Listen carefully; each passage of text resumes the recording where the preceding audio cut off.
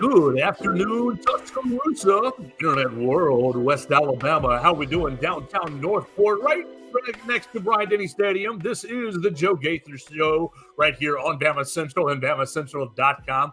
I am Joe Gaither, and I hope you're having a great day. I hope you had a great weekend. It's a wonderful Monday at BamaCentral.com. We encourage you to check us out at BamaCentral.com. Check out the BamaCentral Broadcasting Network, myself, the Joe Gaither Show, and Blue Collar Unplugged with Blake Byler, Matthew Gibson, and Jacob Pickle talking all things Alabama basketball. We're set for another week at BamaCentral.com, and it's going to be a huge week around the capstone. You can check us out at Joe Gaither 6 on the social media machines on Facebook, Twitter, YouTube, Instagram, Snapchat, wherever you want to connect with us. Send your comments, questions, queries, and complaints. You can subscribe, rate, and review the show on Spotify, Apple Podcasts, and on Amazon, or you can watch us on YouTube, Facebook, and Twitter. We appreciate anybody and everybody. Our subscribers, I saw a couple more jump into the subscribers this week, and I would really appreciate everybody who has hit that little subscribe button and has shared the show with a friend. What are we going to do today? It wasn't like it was a slow weekend.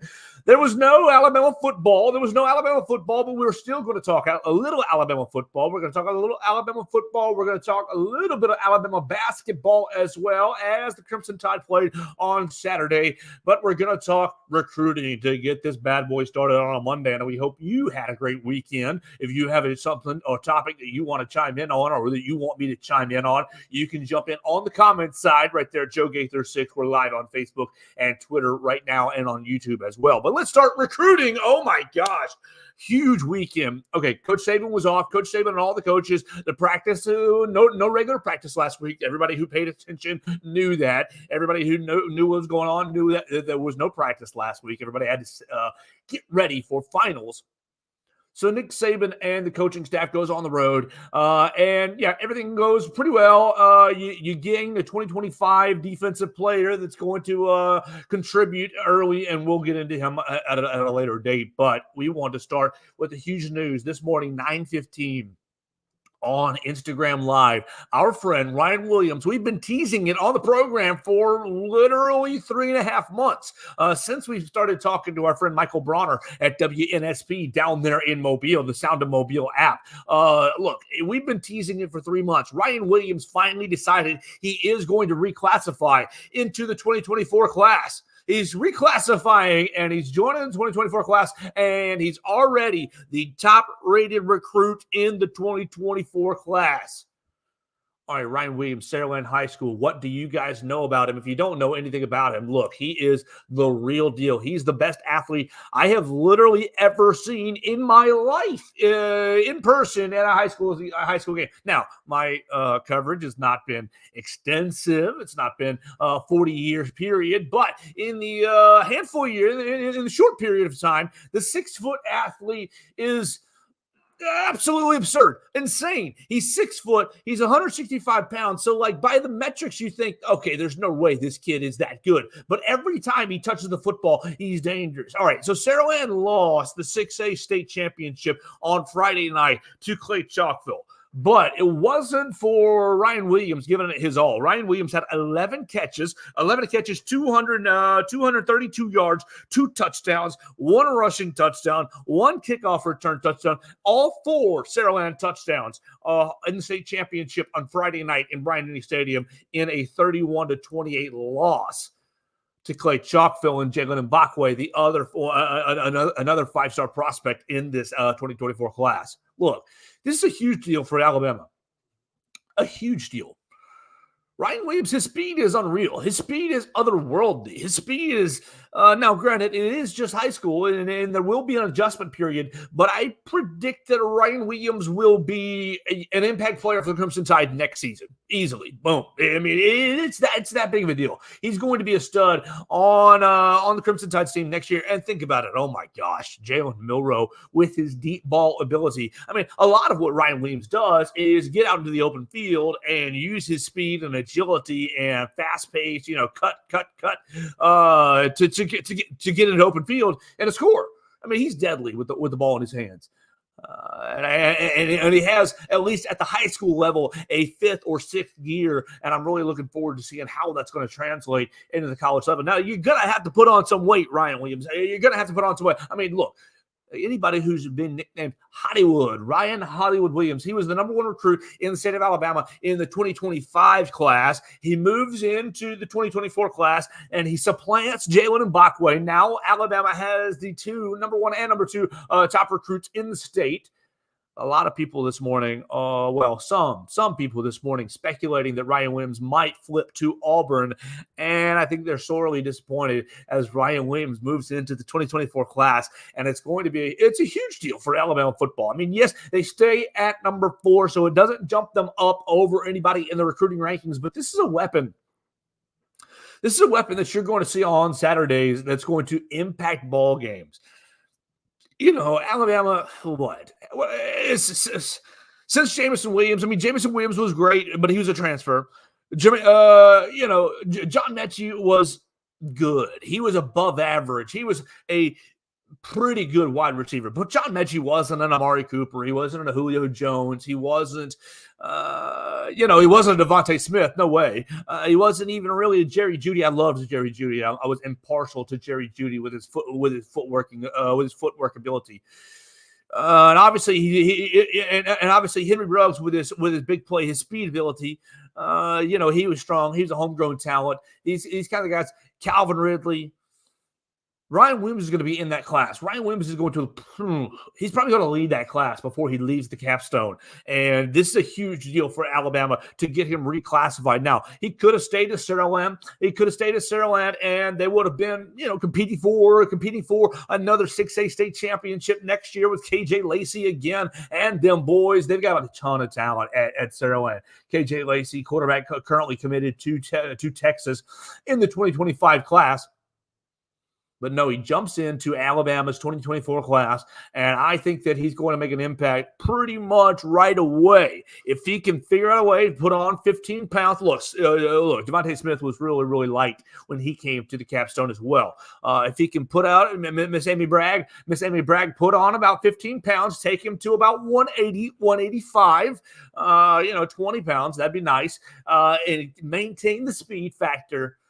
And let's see how he and Jalen Milroe can get on. And obviously, we all know that he and Julian Sayin will be in the same class now. I'm sure that Julian Sayin is really, really excited to get him as a classmate. Look, your wide receivers, you already were set at wide receiver with Rico Scott and Amari Jefferson. Right out of Baylor High School, he just won Tennessee's Mr. Football. So your wide receivers, you got 3 big play guys. You have Rico Scott out of Pennsylvania, Amari Jefferson out of Chattanooga, Tennessee, and you're going to have Ryan Williams right there out of Saraland High School, a little bit outside of Mobile. Look, you're set. You've got 9 days away from National Early Signing Date. You're going to have that early signing date next Wednesday. I don't think Ryan Williams is going to sign on that signing date. I believe he's going to wait until the February. What's not going to be the first Wednesday in February to sign. So he's going to, 9 days away from Alabama securing its class. Nick Saban was on the road heavily last weekend, and all throughout the week, really. He went to see Casey Poe. He went to see Amari Jefferson. He went all over the place. So securing the 2024 class, he went up to Drake Kirkpatrick Jr.'s house. He went to William Sanders' place. He went all over the place securing the 2024 class and making sure that, it's sitting there at number 4. I don't really expect you're going to get a whole lot more motion up. Your biggest way to move up in the class, I think, is going to be through the transfer portal.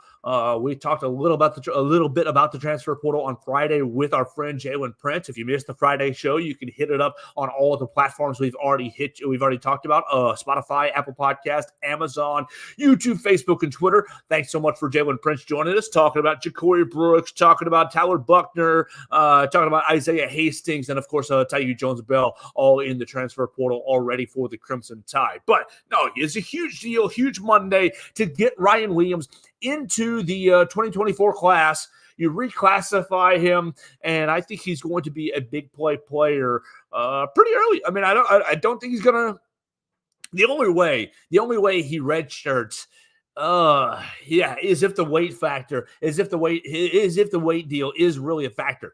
I mean, yes, he is listed at 6 foot 165, and I don't think that's too much of an exaggeration on the high end. I do think he's light. I think he's a skinny kid, but he's lightning. He is lightning fast with the football in his hands, as evidenced in his 3 years of varsity football with the Saraland Spartans.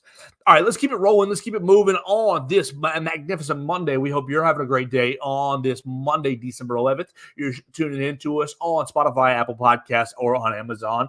Watching us on Facebook, Twitter, and YouTube. You can chime in on the comments section on the Facebook or on YouTube. Send me a like, comment, question, query, or complaint right there on all those platforms at Joe Gaither 6. All right, so Heisman Trophy was on Saturday. Jayden Daniels wins the Heisman Trophy. He would have got my vote. I believe that we went over that with Jalen Prince on Friday's show. I did expect Michael Penix to win it, though. Best player on the best team. It kind of most impactful player on the best team. I did expect Michael Penix to win the award. I'm impressed with the Heisman Trophy committee and depressed at the same time. There were several voters. There was 12, 22 voters that had Jayden Daniels not even on their ballot at all.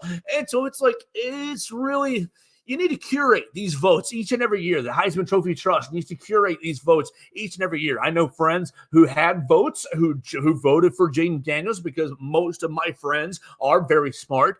Look, Jalen Milroe had a fun year. He had a good year. Jalen Milroe finished 6th in the voting. Great for him. We give him a nice little round of applause. He never really was going to win the award.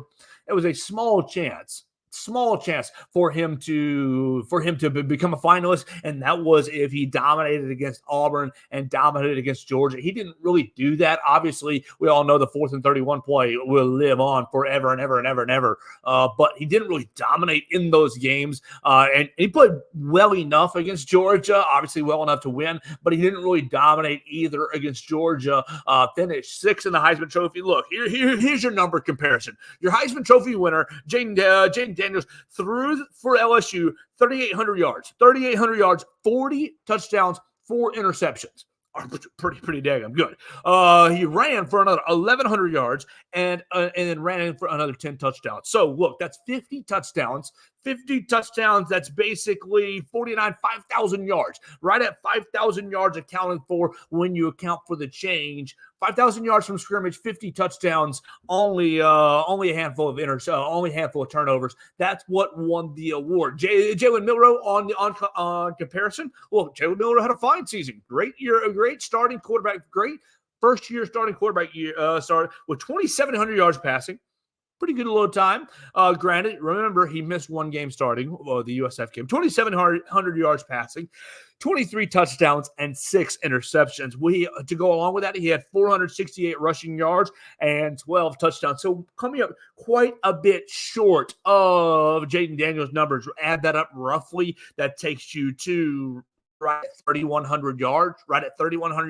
You're going like 2,000 yards shorter, 1,800 yards shorter, fewer, 18 yards fewer than your winner, Jayden Daniels. And then obviously your touchdowns put you at 35 touchdowns. That's 15 touchdowns shy of Jayden Daniels' mark to win the Heisman Trophy. Jalen Milroe, you had a great year. I think 6th in the Heisman Trophy is about right. But Jayden Daniels was easily the best player that I saw throughout the entire season. I mean, Michael Penix, awesome, great, good year for Michael Penix. I mean, people talk about J.J. McCarthy, but J.J. McCarthy didn't throw a touchdown pass, threw one touchdown pass over his last 4, 5, 6 games. Your other Heisman Trophy contenders, Bo Nix. Bo Nix lost twice then to Michael Penix. Bo Nix had nice numbers. Bo Nix had nice numbers as well, but you stack them up against the Jayden Daniels numbers. Jayden Daniels leading all of NCAA from yards from scrimmage. Look, when he came into Bryant-Denny Stadium, it was one of those nights. It was one of those feels that I had a pit in my stomach that, ooh, you're about to play against a really special contender. You remember how you felt going up against Deshaun Watson, where Deshaun Watson could do pretty much anything you wanted to do from the line of scrimmage. That was Jaden Daniels on that Saturday night. November, a month ago. That was Jaden Daniels. And so rightfully so, he wins the Heisman Trophy. Congratulations to him. He becomes the third LSU player right behind Joe Burrow from a couple of years ago to win the Heisman Trophy. And rightfully so. Good for Jaden Daniels doing so. One thing I want to get into before I get into the Purdue and Alabama basketball game, as we're hanging out on Monday, I want to talk about some of these All-American lists where Alabama's getting a little bit snubbed. Okay, so Football Writers Association of America did get things right. But where do I have it? Walter Camp. Yeah, Walter Camp put out their All-Americans. Good for them. Great for them. They put out their All-Americans, and only 3 Alabama players made second team All-American for the Walter Camp Awards. You had J.C. Latham, you had Kool-Aid McKinstry, and Dallas Turner. First off, Dallas Turner, I know his numbers only said 50 tackles and 9 sacks and 13 and a half tackles for a loss. The impact that Dallas Turner made is much larger than those 9 sacks. What he had 13 quarterback hurries officially per the Alabama stats team. You look at Pro Football Focus, and he's got a whole lot more, quarterback hits, quarterback hurries, that kind of thing. And what do you trust for Pro Football Focus? Dallas Turner's impact on this defense. Look, think back to what you did against Georgia, what you did against Tennessee, what you did against LSU. When you played against these higher end offenses, Tennessee started ripping you apart. And Nick Saban kind of gave it away in the post-game press conferences. Oh, we were in odd front coverage. We were in odd fronts against Tennessee and against Georgia. All right, so we're in odd fronts. Dallas Turner has walked out wide, and or Chris Braswell has walked out wide and thus stuck in pass coverage, not in pass rush, not really in the best place for run support, but he's walked into what Coach Saban calls the C area. And so, look, all right, they rip you up in the first half. Boom. Tennessee rips you up in the first half. Georgia goes right down the field on the first drive. Coach Saban says, okay, we're moving back into an even front. We know it might be tough with run support. We know that might impact some things on some pass rushing ability, but we will have better on the back end. Everything will be different. We bring Dallas Turner back inside, back to the edge. Chris Braswell back to the edge. Dallas Turner, he's a first-team All-American. He's a first-team All-American because of what you can do with Dallas Turner and Chris Braswell on the field. You can rush with just 4. You can get pressure. Look, you're 4, Jaheim Otis, Justin Boygby. You can get Tim Smith, and bam, there's your Chris Braswell, Dallas Turner type. And Dallas Turner led the way in that category. You don't have to overexert yourself in pass rush. Now, when you do decide to rush Deontay Lawson and Jahad Campbell, boom, you are bringing some serious heat. But Dallas Turner, all on his own, was a one-man wrecking crew. He told you at SEC Media Days. I'm going to be the best player. I'm going to be the best defensive player in the SEC. The SEC, the coaching staff, already awarded him SEC Defensive Player of the Year. We covered that on BamaCentral.com. But Walter Camp, look, I understand you want to put J.C. Latham second team. I understand Kool-Aid McKinstry second team. I'm not really going to argue that because of the struggles with the offensive line, because of how few targets Kool-Aid McKinstry got. I mean, he never really was challenged a whole lot. Now, obviously, that speaks to his greatness, but I wanted to see more out of Kool-Aid in the run support category. I wanted to see more out of Kool-Aid. Now, it doesn't count as his cornerback, but I wanted to see more out of Kool-Aid from the punt returner position. Everybody did. Now, he wasn't really targeted a ton in the passing game. He held up well. Obviously, he held up well throughout the whole year. Terrion got the brunt of targets per se, but Terrion had a great year. I love you, Terrion Arnold. He had a great year. He has the smoothest hips, I think, in the defensive backfield. Caleb Downs is right up in there. The hips, the ability to mirror the wide receiver and go stride for stride, step for step. He reads the wide receivers very, very well. But my point is, we're going back to Dallas Turner. Dallas Turner, he ended the Arkansas game. He ended the Tennessee game. He ended the LSU game. Like, Dallas Turner is all over the field in crunch times and crunch abilities. Yeah, you see the 9.5 sacks and you say, yeah, you'd like a little bit more. You want to see him into the double digits to get him into that first team All-American category. But he moves quarterbacks off their spots so often. He makes havoc off the edge in order for Justin Eboigbe, for your Jaheim Otises, for your Tim Keenans to make some plays. I think Dallas Turner is a first-team All-American, and Dallas Turner is one. Like, yeah, he didn't match your Will Anderson numbers, but he's a special player for this defense. Maybe you wanted to see another 5% out of him. Maybe you wanted to see a little bit more gas out of him. But for the Walter Camp to make him a second teamer instead of a first teamer, I'm a little, perturbed about that. Maybe I'm not angry, but just perturbed. Who do they put over him? They put Edrin Cooper of Texas A&M, Peyton Wilson, and Jason Henderson of Old Dominion. I don't have those guys' numbers right up the top of my head, but pretty confident that Edrin Cooper, Texas A&M, great, but good little player, but he didn't get named SEC Defensive Player of the Year. Dallas Turner did. I'm really a big fan of what Dallas Turner brings to this defense. Now, let's see. Pro Football Writers Association of America. Look, they did have him a first teamer. Boom, Dallas Turner. He was the only first teamer on this entire team, and probably that's about right. Now, second team, they had J.C. Latham, and that's about it. That's it as far as not even any mention for Kool-Aid McKinstry. So Dallas Turner robbed of first team status on the Walter Camp. I think he's brings a pretty nice little element to this Alabama football team, this defense this season. All right, let's move into basketball. You're watching the Joe Gaither Show on BamaCentral. You're hanging out with us on Spotify, Apple Podcasts, Amazon. You're watching us on Facebook, YouTube, Twitter, at Joe Gaither 6 on all the social media channels. The Joe Gaither Show on BamaCentral, proud part of the BamaCentral Broadcasting Network, along with Blue Collar Unplugged. You're going to get a lot more basketball talk with Blue Collar Unplugged. But the Crimson Tide went to Canada.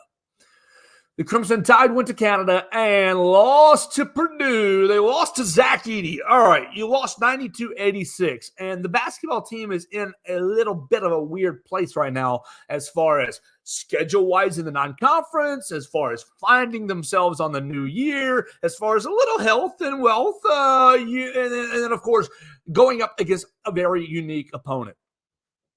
Obviously, this game was set up to be Zach Edey against Charles Bediako. Charles Bediako opts to go to the NBA draft lottery, stays in, doesn't get drafted, goes to San Antonio, sticks with those guys, and we wish him well. Great job, Charles. I mean, we hope, I'm all about athlete first. Make your money, do what's best for yourself, obviously.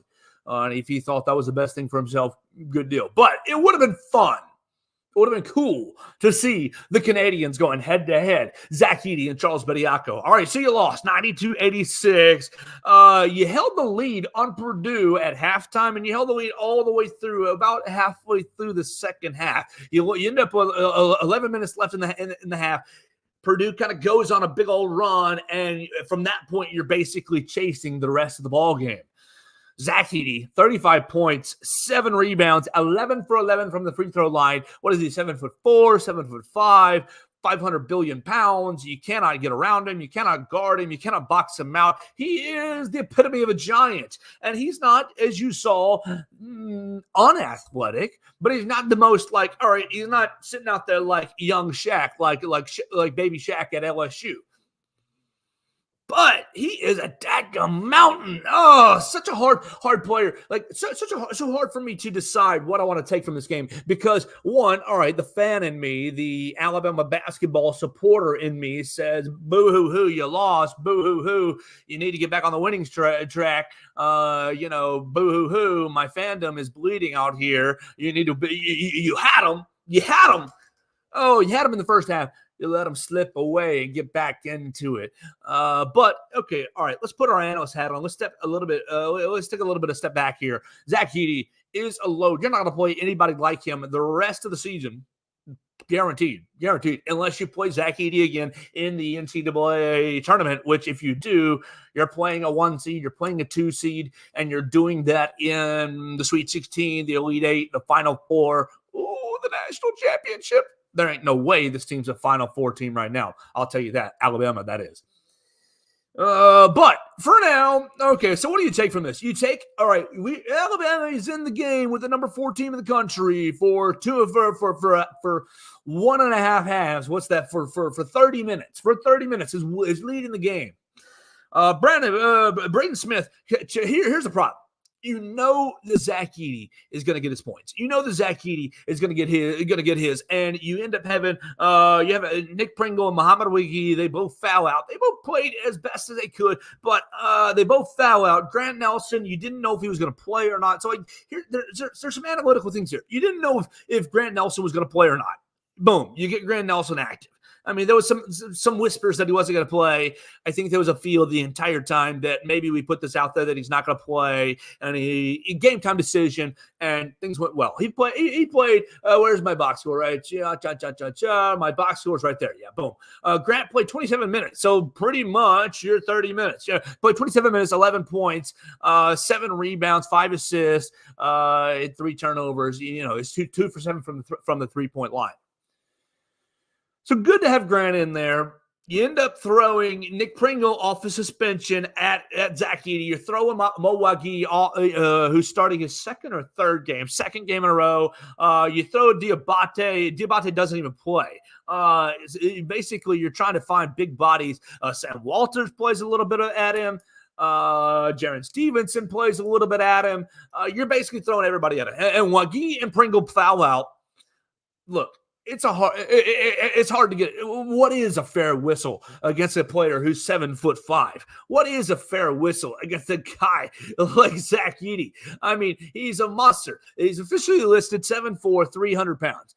And so what is a fair whistle against a guy like that? Now, you got a lot of Alabama supporters that wanted to see more offensive fouls on Zach Edey, who wanted to see more 3 seconds in the lane calls against Zach Edey. I think they've got certainly an argument. And okay, you get the Zach Edey aspect out of it. The issue with Alabama is what happened at the 3-point line, and it's what happened with Braden Smith. Look, the same deal as what you've dealt with against Clemson and what you've dealt with against Ohio State. Your defense is just not quite good enough.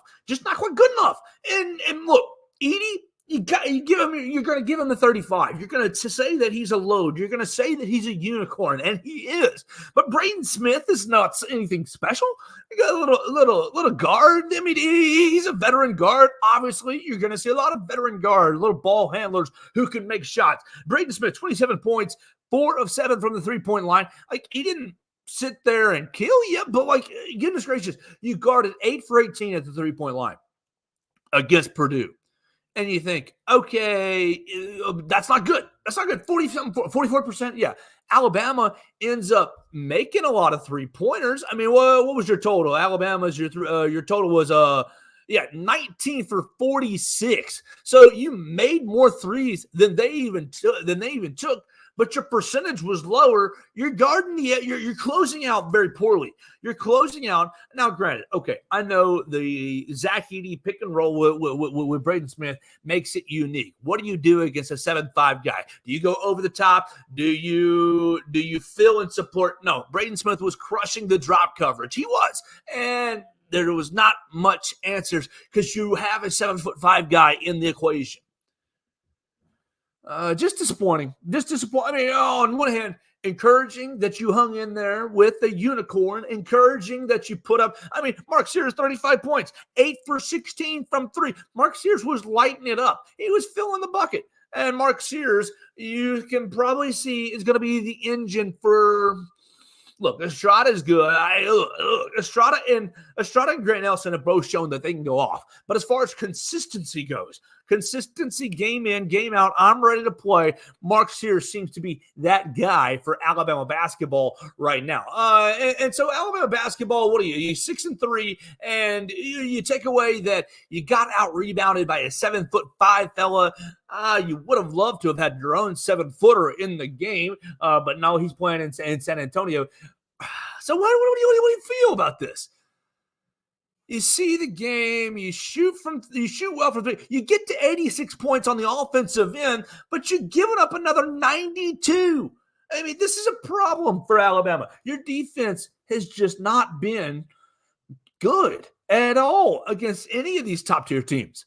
And so, look, the fan in me says, well, Alabama can beat anybody. And I think they showed that on Saturday. Alabama, you roll the ball out there, Alabama can play 40 minutes with anybody. You had a, 4-2 is a 6 point. You had a 6-point game. You lost a 2-possession game and a neutral site that ended up sort of sounded like a pro Purdue crowd. Like, okay, you ended up in a 6-point game in a unfamiliar environment against a unicorn player. Should that give you hope this coming up Saturday going to Creighton? Yes, it should. Should it give you hope in a week and change going to Arizona? Yes, it should. But the deal, that defense, the defense is going to be a problem. You're not going to go into the SEC tournament with that defense because, look, even if you end up on, Thursday, Friday, you're playing Thursday, you play Thursday, Friday, Saturday, you play Friday, whatever. If you get that double bye in the SEC tournament, you're not going to play Wednesday, but you plan on that Thursday, you plan on that Friday, you go a couple games in a row, one of these SEC teams is going to get you. Same thing in the NCAA tournament. You play some of these good teams in a row. Look, it'll be just like the San Diego State game, where you don't shoot very well. What 7 months ago, 7 months ago, you don't shoot very well in Louisville, and San Diego State and their experience defends you better than you do and get inside and basically beats you up inside. Yeah, that's what this team looks like to me. Do I think that this team right now at 6-3 could win the SEC? Sure. But I have no real evidence that the defensive side of the floor is coming together. Now, Saturday is kind of a hard one to judge. It's kind of a hard one to judge because of Zach Edey and because of the fact that you're not going to see any 7'4" players the rest of the year. We already alluded to that. There's no 7'4" guys in the SEC. There's no more 7'4" guys on your schedule. It's going to be tough this Saturday going into Creighton, and we'll get to talking about Creighton later in the week as that develops and as that goes on. But look, I take mixed emotions from Saturday. On some ports, it's like, yeah, the offense is still really good. The offense is still really dangerous. I mean, yeah, we're going to give our flowers to Mark Sears for his 35 points, but Grant Nelson with his 11, Wagi with his 11. You had Wrightsell with 9. Wrightsell seems like a nice little sharpshooter going 3 of 6 from behind the line. Like, you've got guys who can really fill the bucket up. But do you have guys committed to the defensive side of the floor? And if they're committed already, then is it just a capability issue? And obviously, it might just be a capability issue with a guy who's 7'5". How does it translate this coming up week when you're going to Nebraska and you're going to Creighton and you're trying to, you're not going to see a guy like that. So hard to really say, oh, boo-hoo, too much, and like really go kick the dog too much. But really, nothing like. I can't get into let's celebrate a moral victory. Let's celebrate a positive step forward. I don't really think that there was too much of we already knew the offense was good. We already knew the offense can score with pretty much anybody. Nate Oates in his wide open scheme and the shooters that he has acquired, you're going to get open shots. You're going to light up the scoreboard. Can you play defense? Can you hunker down, get defensive stops? Can you clear the defensive glass? Now, with a guy who's 7'5", it's hard. So it gets hard for me to really say, oh, you guys stink so bad, blah, blah, blah. All right, so we're going to put that to bed for a little bit. Alabama basketball loses to Purdue in Canada. Zach Edey, 35 points. Mark Sears also with 35 points. The Crimson Tide falling to 6-3 on the season. They're out of the top 25. And it's kind of a crunch time point in the season. You've played your 9 games. You're starting to show who you are. You've got Saturday against Creighton, and then the next week against Arizona, another huge test. They're going to be back in town on the 23rd. 23rd, they're going to play East Kentucky. I believe Eastern Kentucky will be back in Coleman Coliseum to watch this team and see how the development goes over the next couple of weeks before they get geared up for SEC play. And that's going to be a beast. That's going to be a beast. You've already seen Tennessee, Arkansas. You've seen how strong they are. You've seen how strong Auburn is. You've seen how strong A&M is. It's going to be another hard year in the SEC. So SEC, the boys, you got to figure out a way to get it clicking on the defensive end. Get it clicking on the defensive end, because we've seen it on the offensive end all 9 games. We haven't really seen it. We've seen it maybe once, a little bit on the defensive side of the ball. All right, so is that going to do it for our show today? Yeah, I think that's going to do it for our show today. We've been going about 35 minutes. We appreciate everybody who's watched us today. If you've watched us on YouTube, on Facebook, on Twitter, if you listen to us on Spotify, Apple Podcasts, or on Amazon, we appreciate everybody who's tuned in and joined us.